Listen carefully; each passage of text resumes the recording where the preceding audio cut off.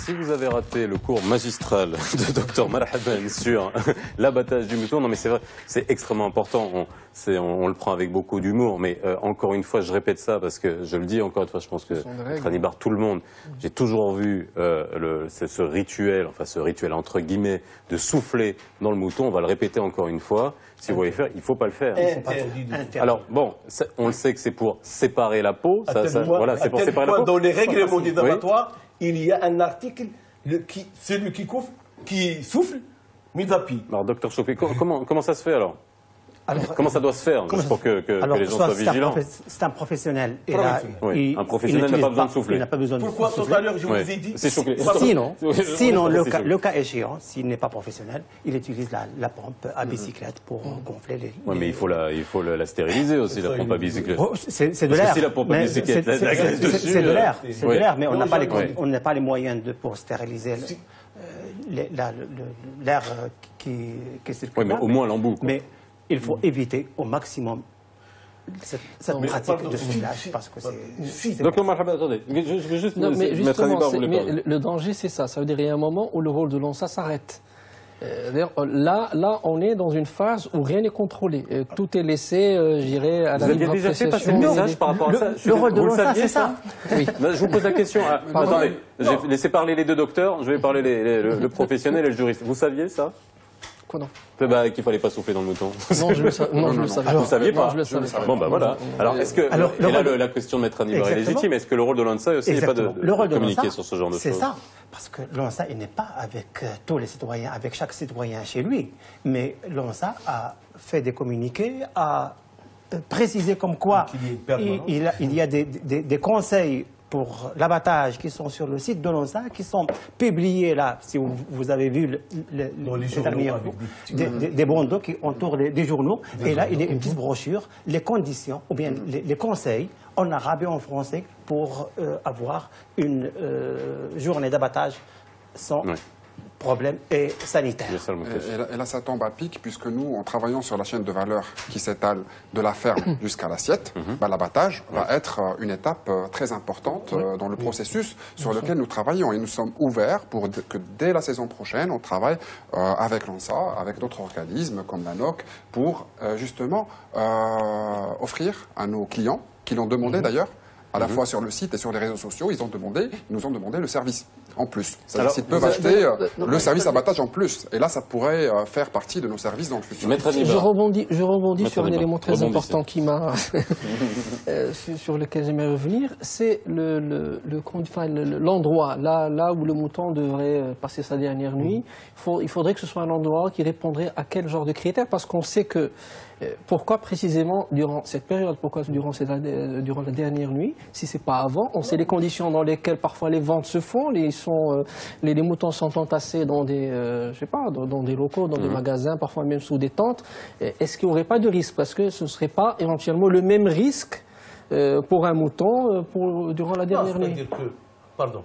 Oui, docteur. Je reviens au problème de... Vous voulez pas répondre à la facilité. Non, je reviens. La facilité de dépouillement. Si on respecte les conditions de préparation de l'animal, on arrête l'alimentation, on donne beaucoup d'eau, le dépouillement sera très facile. D'accord. Donc ça agit... Premièrement. Deuxièmement, pour l'emplacement. Faut l'expliquer. Par exemple, au niveau des abattoirs, on sait bien qu'il y a des salles de stabilisation. Pour les bovins, des salles de stabilisation. Pour les ovins, dans des box. Et avec un nombre, des normes en matière de nombre. Au niveau de la fête du tout, qu'est-ce qu'il faut éviter? Il faut éviter que l'animal soit à côté d'un matériel tranchant. Il faut éviter que l'animal soit dans un endroit où il peut sauter, parce que vous savez bien que quelqu'un qui achète le mouton 2-3 jours avant le Eid, il va le fixer smito, il y a des moutons qui passent, et le mouton, lorsqu'il va entendre qu'il peut sauter. Donc il faut... on a déjà eu des cas de moutons qui sont tombés sur une voiture. Il faut être bien assuré dans ce cas. Déjà, on essaie de donner même des conseils pour le transport. Lorsque tu achètes animal et tu transportes à la maison, il faut respecter certaines conditions. Quelquefois, il y a des gens qui transportent l'animal, une fois qu'il arrive à la maison, le mort est déjà asphyxié. Alors, justement, il y a des questions sur le transport. On va essayer juste de trucs, parce qu'il nous faudra beaucoup plus de 60 minutes pour tout expliquer là-dessus. Juste revenir sur, justement, vous avez parlé de ces non-professionnels qui proposent leur service pour venir justement abattre le mouton à la maison. Pareil, on a tous vécu ça. On vit tout le temps à chaque fête des gens avec des couteaux sanguignolants dans la rue qui font parfois peur à mes enfants aussi. Comment est-ce qu'ils sont agréés? Est-ce qu'ils sont agréés ou pas? Comment on les contrôle? Est-ce qu'on sait qui ils sont, d'où ils viennent et comment faire attention à ça? Docteur Chokoli. Là, c'est autre chose, parce que là, l'Aïd est un événement familial, est un événement non commercial. Et non commercial. Ce monsieur est là pour prouver le contraire. Non, l'Aïd, la fête. L'esprit même, on est d'accord. L'esprit même, c'est familial. Chacun doit s'occuper de son mouton. Mais les gens qui ne savent pas, qui ne connaissent pas, il y a des services qui sont proposés dans la rue. Et c'est pour cela qu'on dit et qu'on conseille aux chefs de famille, comme quoi ces gens, il faut choisir des gens qui sont propres, qui utilisent du matériel propre. Ça va rester très subjectif. Il n'y a rien. Ils n'ont pas de carte ni quoi que ce soit. Alors, ils n'ont pas de carte. C'est-à-dire les abatteurs qui travaillent dans les abattoirs, ils ont une carte. Mais en général, ces gens-là, c'est minime. Mais tout le monde, ils disent que je suis un abatteur. Il suffit de mettre des bottes, une blouse, prendre un sac avec un coton pour le reste. Mais comme dit le docteur Chokri, le chef de famille, il peut choisir. Et même, il peut prendre ses mains. Par exemple, la tenue, il est propre, le corps, il est propre, et voir s'il n'y a pas de panarie, s'il n'y a pas de plaie. Ça peut contaminer. Parce qu'il paye, c'est un service qui est pour les gens qui travaillent dans Non, parce que je constate l'énorme fossé entre ce qui se dit et la réalité. Le jour de l'Aïd, vous savez, ce sont des gens qu'on cherche pendant 30 minutes, si c'est pas plus. Et je ne pense pas, en tout cas de mémoire, j'ai jamais assisté à quelqu'un poser des questions sur le profil, sur les connaissances, sur un CV. Voilà, un CV sur. Non, et ce sont des gens qui, en général, essaient de faire le maximum de passages possible, le maximum d'abattage possible. Donc on passe du premier appartement vers l'autre quartier, etc. Donc je ne pense pas que les conditions sont réunies pour pouvoir avoir, je dirais, une certitude sur la probité de ces gens. Et c'est pour cela que l'ONSA conseille et demande, c'est pas conseil, il demande à messieurs les maires et les municipalités d'ouvrir les abattoirs pendant le jour de l'Aïd. C'est une question qu'on va se poser. On regarde un petit sujet qui va parler on va parler du business, bien sûr, parce que c'est important de voir à qui profite le business. On a des questions là-dessus. On parlera aussi de cette polémique qu'il y a eu à Casablanca sur l'ouverture des abattoirs et pourquoi ça s'est pas fait comme ça se fait aussi à l'étranger. On va y revenir. C'est un sujet de Alison Fernandez. Selon le ministère de l'Agriculture, cette année, il y a assez de moutons pour tout le monde. L'offre couvre largement la demande. Les autorités assurent que près de 8,8 millions de moutons sont disponibles, alors que la demande est estimée à un peu plus de 5 millions de têtes. Par ailleurs, cette année, la campagne agricole s'est distinguée par une bonne pluviométrie et une production céréalière record. On pourrait donc s'attendre à une baisse du prix du mouton. Or, c'est loin d'être le cas. Les prix sont même à la hausse. Dans certaines régions, comme à Casablanca et Mohamedia, le prix du mouton peut atteindre jusqu'à 9 000 dirhams. Un mouton moyen de race sardi est négocié entre 3 000 et 3 500 dirhams. Au total, les Marocains devraient dépenser cette année 10 milliards de dirhams dans l'achat de moutons. Un chiffre d'affaires colossal dont bénéficiera principalement le monde rural. C'est une véritable aubaine pour les agriculteurs, surtout en cette période de lancement de saison agricole. Rappelons qu'au Maroc, l'agriculture représente 16% du PIB. Du côté des agriculteurs, on se réjouit donc, mais du côté des ménages, ce n'est pas la même histoire. La rentrée, cette année, est très chère. Après les dépenses liées au mois de Ramadan, celles liées à la rentrée et aux fournitures scolaires, c'est au tour du mouton de l'Aïd. Certains sont obligés de se tourner vers des organismes de crédit pour rassembler la somme nécessaire à l'achat d'un mouton. Selon nos derniers chiffres disponibles, en 2011, 120 000 crédits avaient été contractés pour l'achat d'un mouton. 10 milliards de dirhams. Bon business, et ça rapporte au monde rural, et c'est tant mieux. Des demandes de crédit, on va y arriver, Maître Annibar, parce que dès qu'on parle de crédit, vous savez, Maître Annibar, il a les yeux qui s'ouvrent. Juste pour parler des abattoirs, on finit là-dessus, ensuite on parlera du marché. Alors, c'est vrai que ouvrir les abattoirs, avec des box, avec un système pour que les gens puissent venir abattre dans des conditions d'hygiène exemplaires, avec des professionnels qui abattent. Pourquoi? Alors il y a une piste qui avait été proposée, notamment à Casablanca, c'est tombé à l'eau dans un espèce d'affrontement. Mais alors, pourquoi c'est pas généralisé? Pourquoi est-ce que c'est pas quelque chose qu'on peut voir tous les ans pendant l'Aïd al-Adha? Alors c'est ça. L'ONSA chaque année invite les municipalités à ouvrir les abattoirs. C'est du ressort de la municipalité. Oui, c'est du ressort purement de la municipalité, parce que la gestion de l'abattoir c'est du ressort de la municipalité. Alors il y a des municipalités qui comprennent bien le bénéfice. Oui. C'est le cas de Rabat. Le Rabat, il est toujours ouvert depuis plusieurs années. Il est toujours ouvert. Cette année, alors jusqu'à hier, j'ai entendu la responsable de l'abattoir de Casablanca, comme quoi il sera ouvert cette année.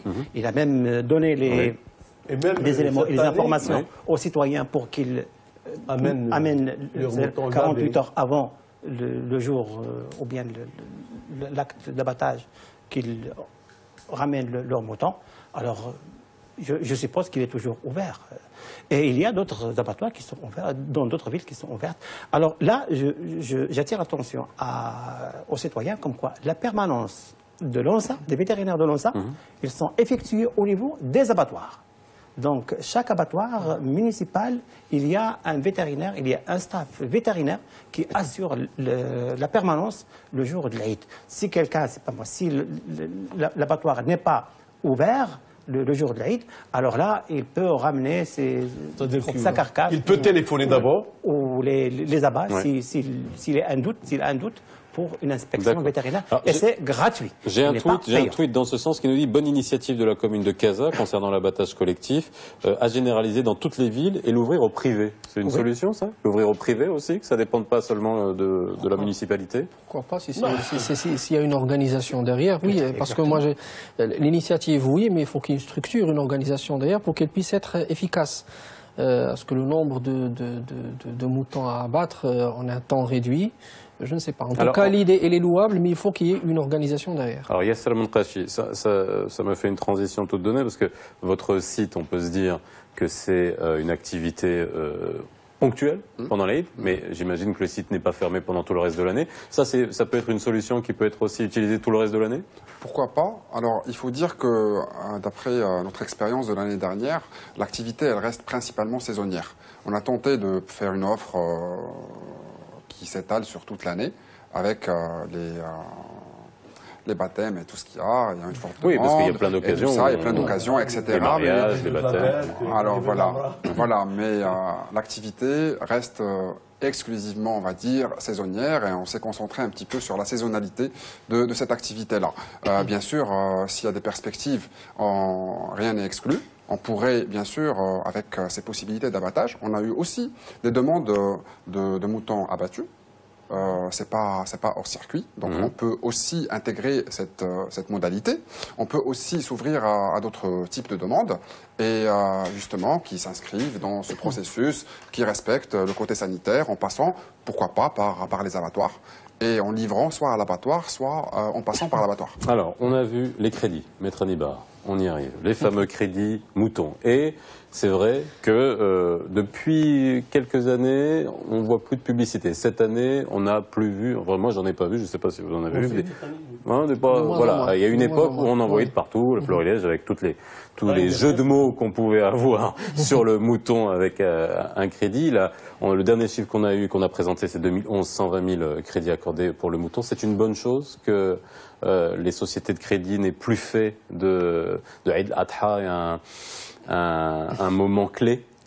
Les sociétés ne font pas de Eid al-Adha. Les sociétés accordent des crédits, des sommes d'argent. Et on utilise le support publicitaire où il y a la photo d'un mouton pour dire attention, pour financer tel achat à l'occasion de tel événement, nous mettons à votre disposition des crédits ou bien des sommes d'argent, bien sûr sous des conditions qu'il va falloir négocier avec l'organisme en question. Donc l'organisme de crédit finance, ou bien accorde des crédits, mais ne met pas à la disposition des citoyens des moutons. L'histoire du crédit, est-ce que, bon, je crois que ce sont des considérations purement morales qu'on devrait... Mais qui ne sont pas régies dans le cadre de la loi de protection sur le consommateur, Alors par exemple. si, bien entendu. Alors, C'est-à-dire l'opération de crédit, c'est un crédit à la consommation.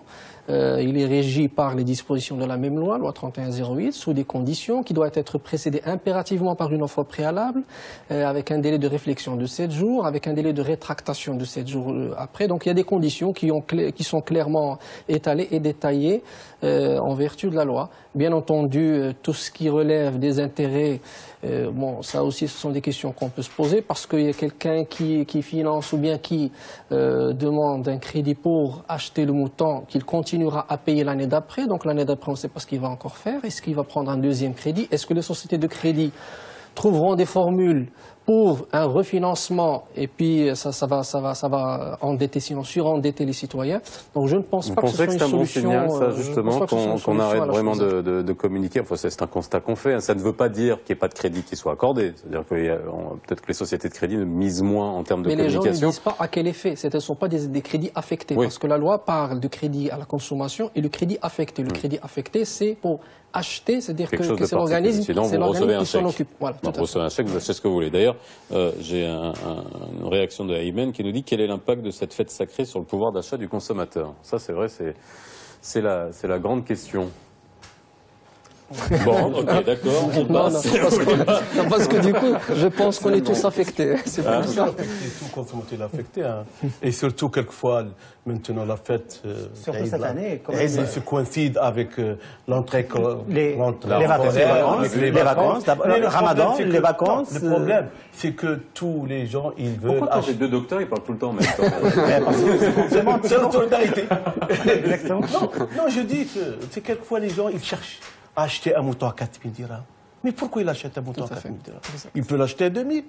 Pourquoi il cherche à acheter le sardi? Parce que le plus cher, c'est le sardi. Hein. Parce que le sardi, c'est la race fierté du Maroc. Hein. C'est la race viande. Hein. Parce qu'un sardi, il peut donner 52% de viande, 50% facilement. Alors que le bergui, que tamahdet, il peut donner 46, 48. Mais pourquoi? Mais c'est-à-dire qu'on achète un mouton, bonne santé, où on peut manger, on peut conserver et on peut donner aux nécessiteux. J'ai des questions sur le crédit. À qui profite ce business? Combien représente le crédit mouton pour les banques et les organismes de crédit? On a invité des organismes de crédit, mais malheureusement, ils n'ont pas pu être avec nous ce soir. C'est vrai qu'on aurait bien voulu avoir la tendance, hein, parce que c'était un grand mouvement à ce niveau-là. Avant l'émission, en off, vous étiez en train de discuter. Vous disiez que le fait que ça tombe avec le jour de la fête expliquait aussi le fait que l'offre était supérieure à la demande. Vous avez analysé ça comme ça? Pourquoi? Parce que les gens retournent dans leur famille et achètent moins de moutons, on achète une tête... Maintenant, on sait que l'offre, il est largement supérieur à la demande. Mais les vacances, quelquefois, elles regroupent, il y a un regroupement. C'est-à-dire, moi, je peux vous donner un exemple. Quelqu'un qui a de la famille, par exemple, Abni Millel, il habite à Rabat, moi, je vais acheter un mouton, et je vais aller parce que j'ai 4 jours, hein, le jour de l'Aïd, premier, deuxième.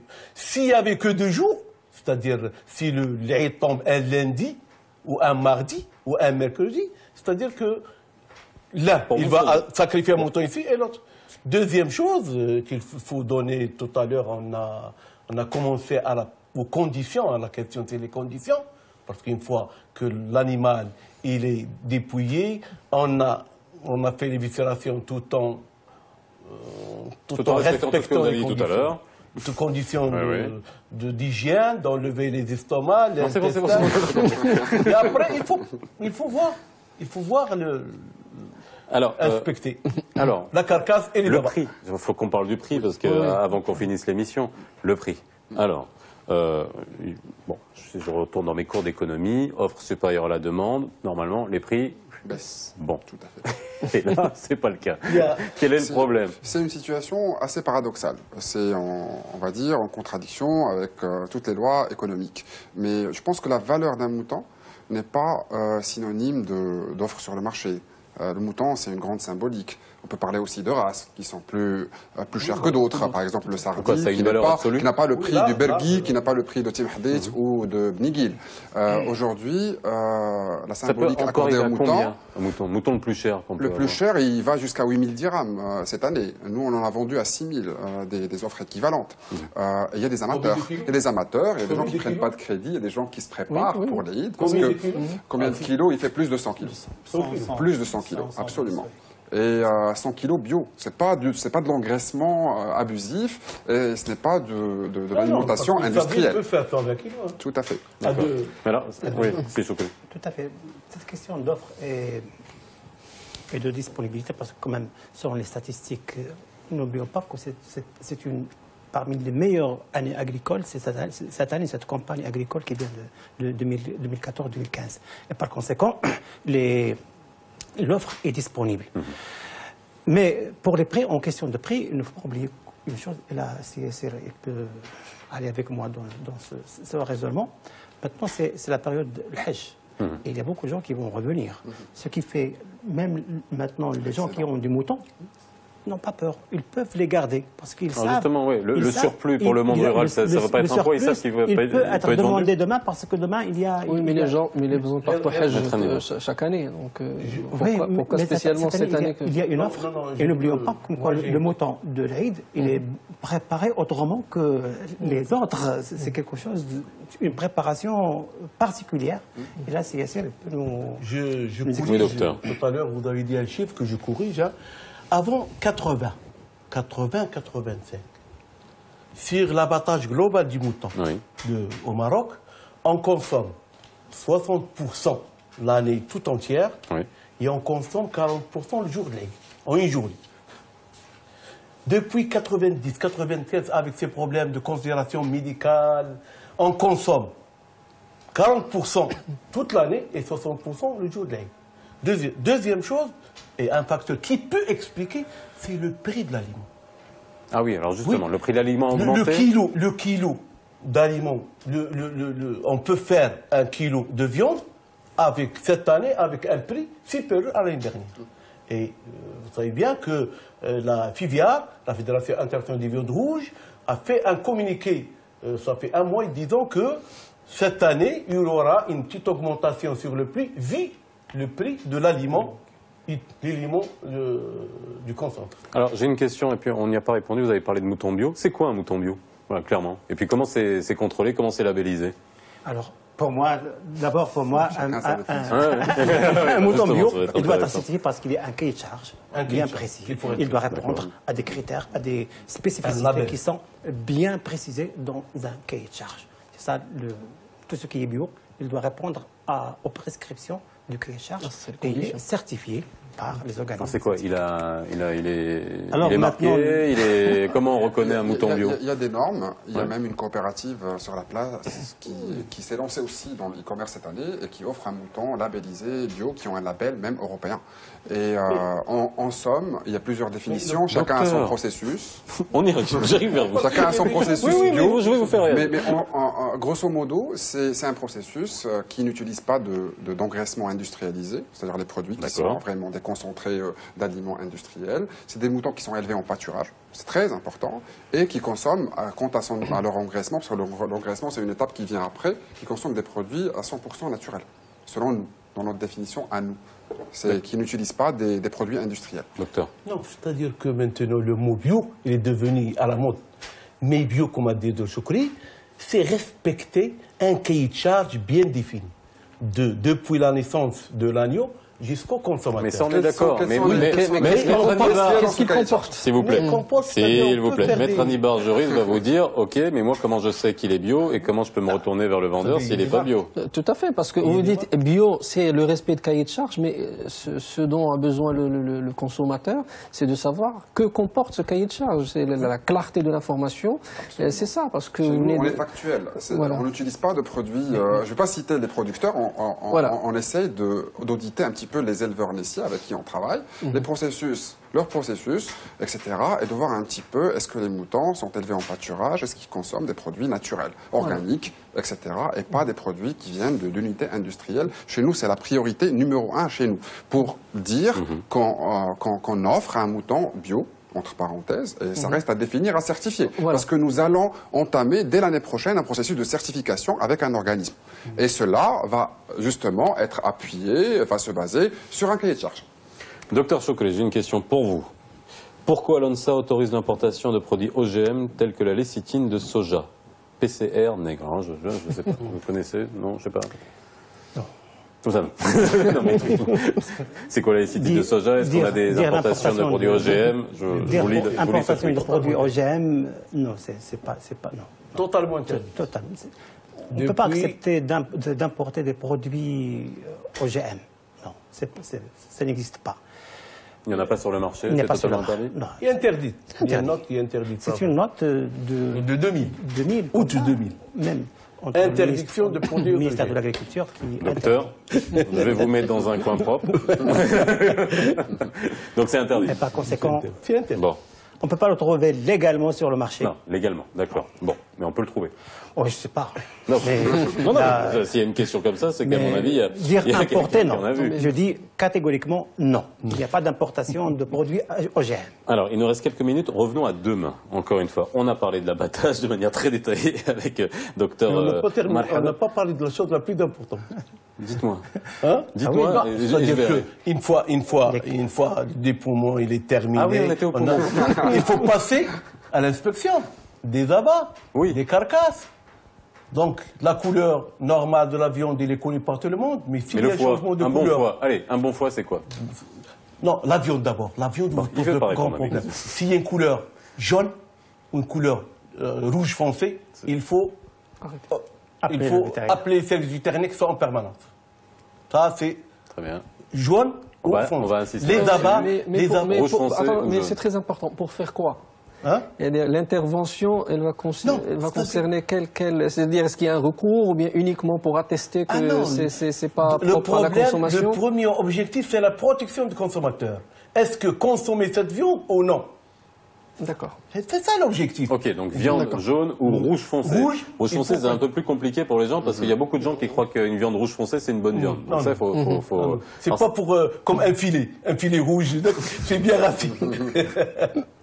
Une carcasse. Alors, les abats, quoi d'autre? Important pour les gens qui nous regardent. Les abats, il n'y a pas assez de maladies, disons, graves. Il y a par exemple, on trouve les kystes hétatiques au niveau du poumon, au niveau du foie et quelquefois au niveau du cœur. Si on trouve quelques kystes, on doit les plicher et on doit consommer le reste de la carcasse, de là-bas. Bon. Ça, c'est le premier point. C'est bon. Vous êtes tous prêts pour demain. Parce qu'il n'y a pas de danger direct. Alors, il nous reste vraiment quelques, je pense, secondes. Il doit nous rester 1 minute. Je vous donne vraiment, pour que les gens qui nous regardent, alors vraiment, merci beaucoup, parce que là, on a eu vraiment tous les éléments, je pense, pour faire attention. J'ai des questions sur après, c'est-à-dire que lorsqu'on a le Rios dans la rue, c'est l'environnement. Il faut quand même dire un mot sur l'environnement, préservation de l'environnement. Il faut que les citoyens soient vraiment civiques et tous les déchets doivent les ramasser, doivent les mettre dans des sacs. Maintenant, ils sont donnés gratuitement. J'ai hier trouvé un sac il y a une distribution, oui, de sacs. Distribué par les services de la municipalité. Donc, il faut ramasser tous ces déchets, il faut les ramasser et les mettre dans des endroits loin des animaux. Très important, juste très importante. Pour demain. 2 secondes. Vite, rapidement. Les services vétérinaires sont tous mobilisés demain pour assurer la permanence à travers tout le pays. La liste des vétérinaires par province, il est sur le site web de l'ONSA. Très bien. Donc, chaque province, il y a au moins 3, 4, 5 vétérinaires. On invite tous les citoyens à aller sur le site de l'ONSA s'il y a un problème. Merci à vous, messieurs, encore une fois. Aïd Moubarak Saïd, à vous aussi. Excellente soirée sur Média TV. Bonne fête et on se retrouve lundi en direct. Vous profiterez des best-of de l'émission jeudi et vendredi. Excellente fête à l'année.